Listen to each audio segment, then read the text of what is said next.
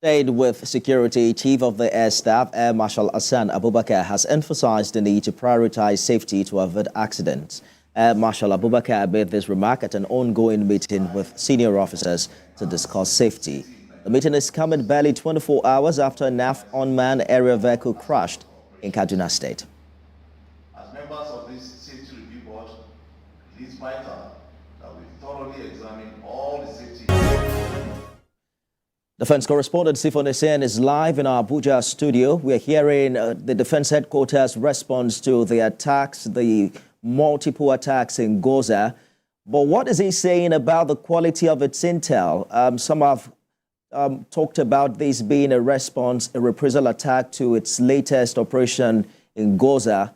Others have made reference to the report that there was 68% increase in the deployment of IEDs in Borno, specifically in the first quarter of this year.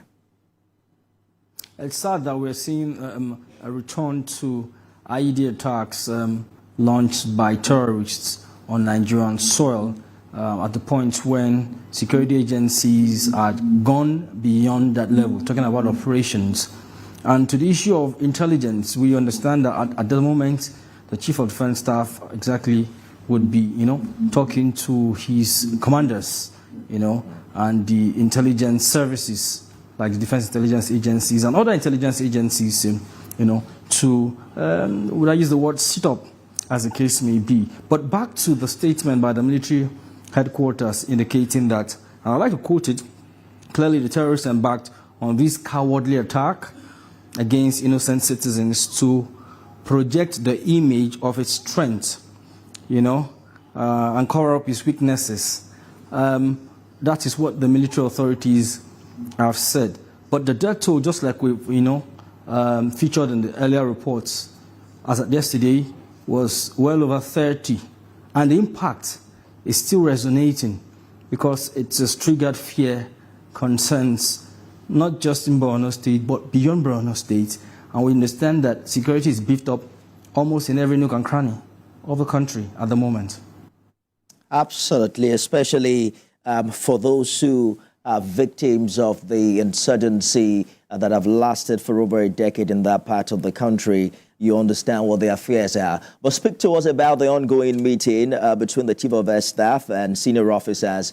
What do you think is happening there? Does it have anything to do with the drone that crashed yesterday?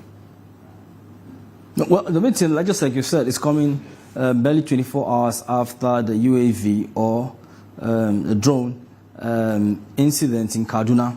And the Chief of Air Staff has stressed that safety must be given premium in the Nigerian Air Force. How that will be done is what the military authorities, that's the Chief of Air Staff and senior officers, are right now meeting, to review, take a look at what has happened or what has previously happened, and how to right the wrongs or ensure that accidents, perhaps similar to the one we saw or reported yesterday, do not recur in the Nigerian Air Force. Well, I spoke with the Air Force spokesman yesterday who categorically stated that this crash had nothing to do with a possible enemy fire. Do we expect some fuller reportage from the Air Force when the investigation is done? If we were to draw from previous experiences, the Air Force hardly comes out to tell us exactly the outcome of such incidents for what they call obvious security reasons. We understand that investigations are ongoing to determine the cause of the incident, just like in previous crashes or air mishap. Investigations are usually conducted, but the outcome are usually not made public. We haven't covered the Air Force. We understand it becomes the exclusive preserve of the military hierarchy and Mr. President to understand exactly what happened. So we see this doing that same line.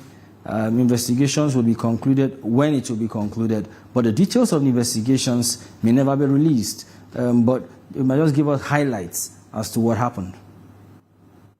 Defense correspondent Sifon Hasan live for us in our Abuja studio.